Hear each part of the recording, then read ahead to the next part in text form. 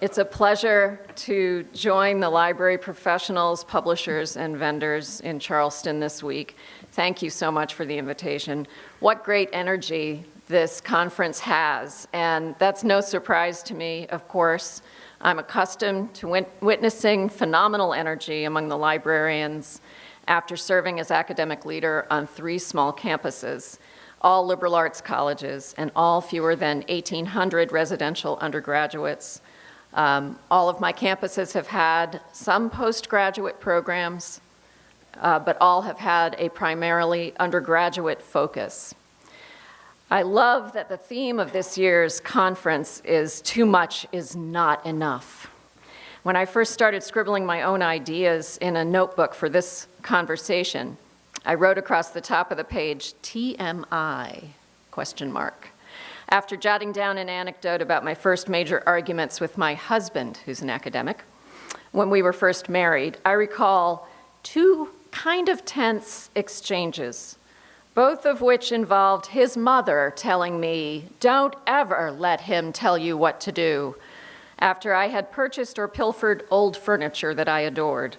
The first piece was a lovely walnut drop leaf table that I bought at an antique show, and the second piece was the lower half of an oak card catalog unit from the psychology graduate library at the University of Virginia, where Bob and I met.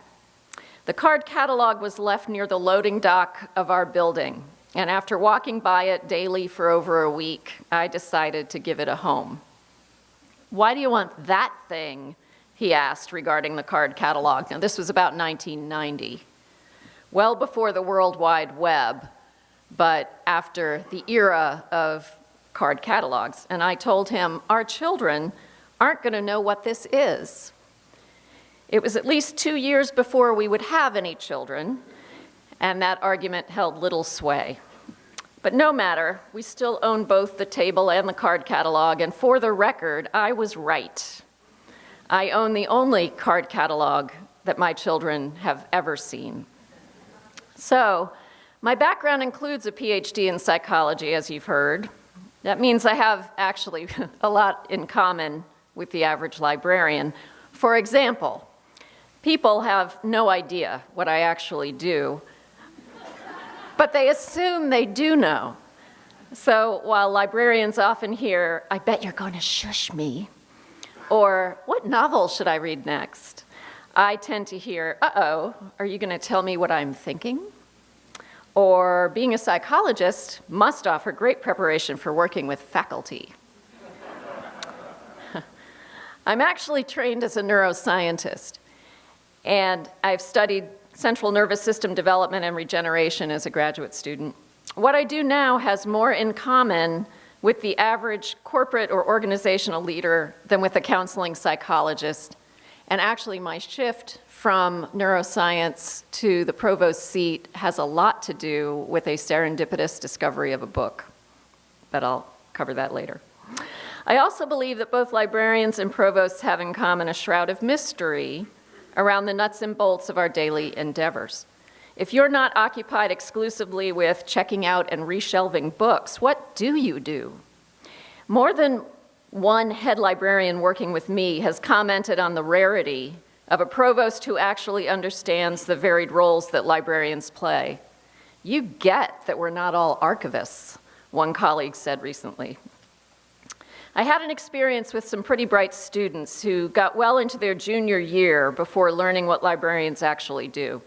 7 or 8 years ago, I was teaching an independent study course for 2 credits to 2 neuroscience pre-med students named Bennett and Carson. The course focused on the history of neuroscience, and this foray into the humanistic hinterland of their favorite scientific discipline was causing the young men a surprising amount of anxiety, for they could not measure with precision the accuracy of their work along the way. Around mid-semester, I gave an assignment that required research involving library databases. Bennett seemed in a panic. He tried bargaining with me to simplify or streamline his task, but I would have none of it. I had built into our syllabus a meeting with our science librarian, Hugh. When the students and I met again for the next class, a very enthusiastic pair of students greeted me. Bennett gushed, "Wow! I never knew librarians could do all that research for me. Hugh totally set me up. I can handle the writing. I just never knew that a librarian could find all that information. That was incredible. Could we just keep this between us? I mean, could we not tell the other students? None of them have any idea, and this totally gives me an edge." So if I can acknowledge that many students and probably provosts lack a full appreciation of the roles occupied by librarians, I hope you'll grant me the liberty to describe the role of a provost, in case some in the audience are unclear. I find that there's been a surprising degree of confusion on my 3 small campuses about what I do as a provost or dean versus what my executive assistant does. It occurs to me I'm visible to colleagues and the community members about 80% of the time, yet my work is tangible or visible only about 20% of the time. In contrast, my assistant is seen by colleagues 20% of the time, but the outcomes of her work are visible 80% of the time. The result is, of course, she makes me look very good, but many people think her work is my job and have no idea what I actually do. When speaking to groups on campus or off, I tend to describe my work metaphorically. I say that I have one basic agreement with my college. Every day when I walk into my office, there will be a box waiting for me at my desk, wrapped simply in brown paper. Sometimes the package is large, sometimes it's quite small. Sometimes it's neatly wrapped, and sometimes it's dented and torn. My commitment to the college is that I will take the box, open it, and deal with whatever I find inside.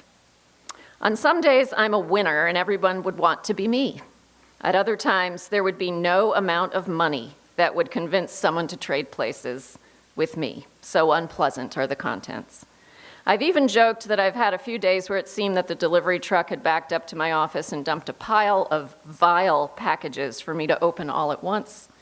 But in the end, the key is that I will work through the processing of those contents and return the next day to do it again.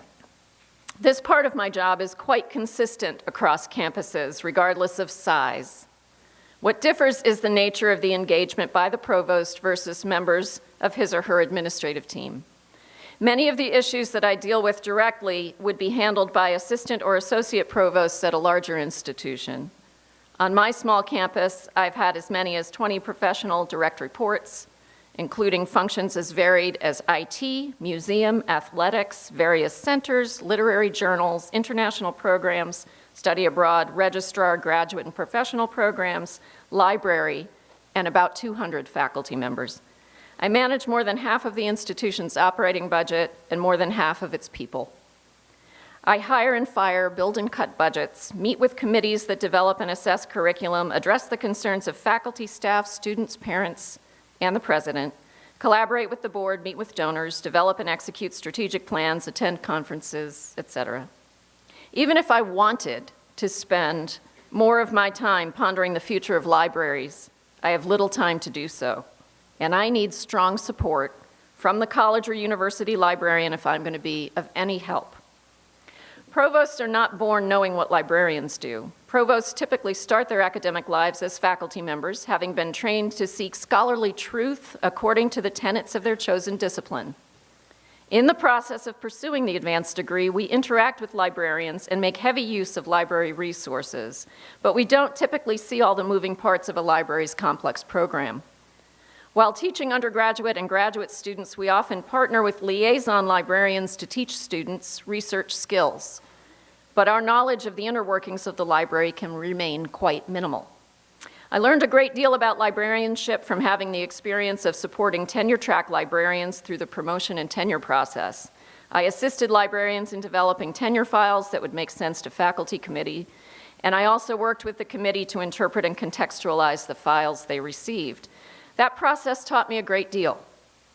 And I encourage all of you to find a way to educate your administrative leaders in similar fashion, even if you don't have the tenure process within your library as a foil. I believe that my concept of the library has been influenced by my scholarly training as a systems neuroscientist. Bear in mind that your dean or provost almost certainly has a different scholarly style evident in his or her work. I always construct concepts as complex interrelated systems. I see the academic library as a program serving people rather than a building that houses books. In my work with other vice presidents on my campus or with our board, I try to convey that our libraries require more expertise than ever in order to organize information effectively for ready access of the highest quality content to serve a given need in research or teaching. Libraries and librarians are more critical than ever to the mission of the academic institution. Electronic resources are adding complexity to the work of every teacher and scholar. They are costly, they're hard to evaluate for quality. They challenge every campus, regardless of size, to manage collections differently in order to create balanced offerings among print and non-print resources.